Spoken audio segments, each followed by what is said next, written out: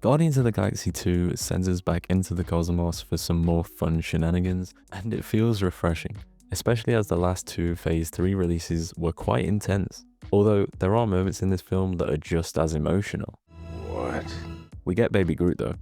I reviewed a bunch of projects by James Gunn, and I don't want to sound biased, but he knows what he's doing. Guardians 2 proves that over and over again, with some wild revelations and decent humor. The first movie was about becoming a family. This movie is about being a family. I'm your dad, Peter. So, as you already know, this film was directed by James Gunn. He also wrote the film, and I think he did a great job. Not only in crafting an awesome story, but creating such a strong structure that isn't just a copy and paste of the previous film. It was produced with a $200 million budget, and yes, that is a huge amount of money. It's actually less than the first Guardians film, as the budget for that was around $232 million. The film's visual effects look fantastic. Scenes such as the fighting between Quill and Ego are memorable because of the CGI.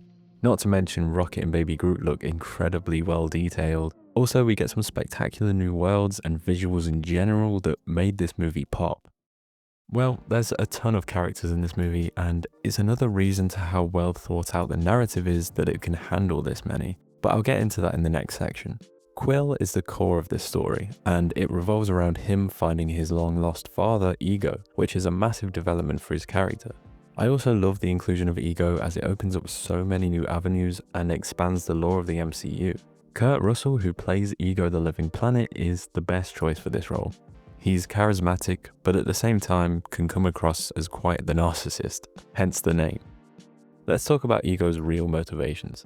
He's a celestial being from the dawn of the universe, and from his monologue we find that he was able to control atoms around him, creating this planet himself. After this, he sought out other planets and organisms, but he concluded that they were disappointing, leading to his ultimate goal of expanding himself over thousands of planets. The revelation that Ego gave Quill's mum a tumor was mental, and Peter's reaction to that gives me goosebumps every time.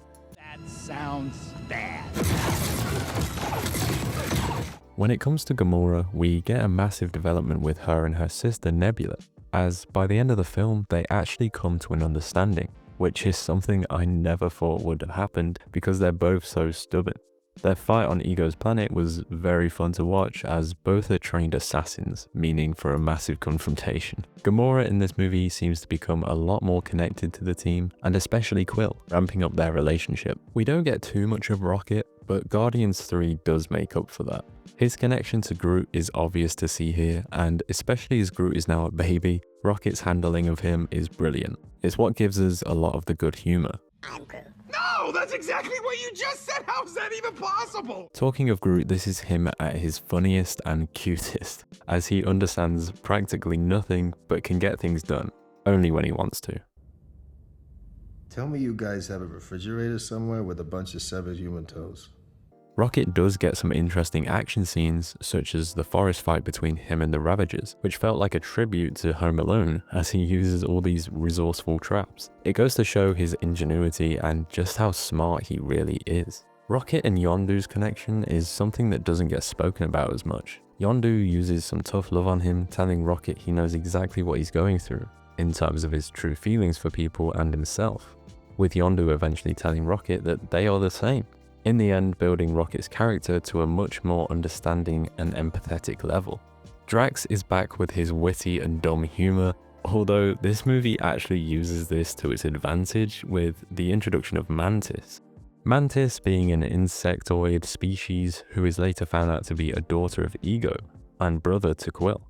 Although she doesn't inherit Ego's powers, instead gaining the ability to alter people's emotions and putting people into a deep sleep, which is the main reason Ego never killed her like the rest of his children, as she was able to ease his mind during these long searches for his other children.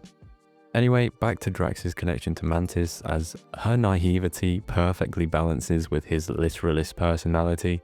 It makes for some incredibly funny moments between them, and I love their relationship. I'm glad we got more of it in the Christmas special. Lastly, there's Yondu. His place in this film is heartfelt, as he finds himself helping the other Guardians in taking down Ego, after the Ravagers had formed a mutiny against him with Taserface, leaving him, Rocket, and Groot to take out each clan member.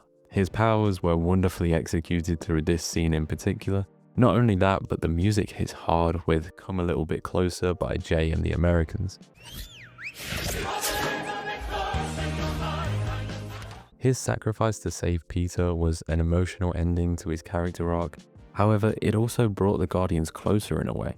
And his death not only resonates with Peter and Rocket, but with the Ravagers, who came to say their final goodbyes as he was a lifelong member. Throughout the film, there are a few subtle nods to the wider Marvel universe, but not as many as I would have liked. I get that it's set in outer space, so it's hard to tie it into other Marvel projects. However, saying that, the few connections we do get are really interesting. For one, there's Ego, who is an ancient celestial being, which set the foundation for other celestial beings we meet, say in the Eternals. When Ego shows Peter what Eternity looks like, we can actually see a glimpse of the character Eternity in Quill's eyes. Eternity later shows up in Thor: Love and Thunder. We get a cameo of the great Stan Lee, and honestly, it's my favourite of all of his cameos, as we see him talking to a group of Watchers. The Watchers from the comics are a species that pretty much monitor the multiverse, and if you've seen What If, then you know how well this ties into that. This also proves that Stan Lee in the MCU is an informant for the Watchers. I can still remember what an insane revelation that was. Lastly, there's a post-credits scene that references Adam Warlock. We see his cocoon just like in his first comic appearance in Fantastic Four issue 66, and this scene was something that got us all hyped. Now, this film does have its flaws, and on a rewatch I can definitely see a few. In terms of structure, this movie leans too much into subplots, such as the Ravagers, the Sovereign, and Nebula's hunt for Gamora, not leaving enough room for the main story to feel as big as it was. Just one more thing to note is the humour. A lot of people were not a fan of the humour in Volume 2, and I can see where they're coming from in some aspects, as it cuts through the seriousness in certain scenes. Other than that, this film is filled with wonderful moments that are well remembered in the Marvel community. I think the use of Ego was a smart idea, as his presence not only brings so much emotion, but it also expands on Quill's character and background, something that was teased back in Guardians 1. Your mother was of Earth. Your father, well, he's something very ancient. That could be why you were able to hold a stone for as long as you did. I was excited to return to this film for the review, mostly for the action and humour, and the fact it has never left a bad taste in my mouth is an indication that this is a seriously cool movie.